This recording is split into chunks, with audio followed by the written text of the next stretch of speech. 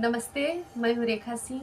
हम आप सबको कलसा गुठाई के समय का गीत सुनाते हैं।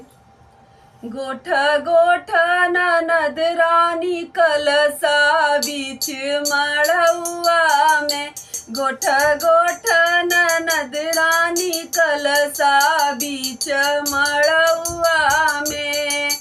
कह तू तहे ननदो हरवा दई देती, कह तू तहे ननदो हरवा दई देत झुमका हजार बीच मड़उआ में। अरे दई देत झुमका हजार बीच मड़उआ में। गोठ गोठ ननद रानी कलसा बीच मड़उआ में। कह तू तहे ननदो कंगना दई देती, कह तू तहे ननदो कंगना दई देती मुनरी हजार बीच मड़उआ में। अरे दई देती अंगूठी हजार बीच मड़उआ में।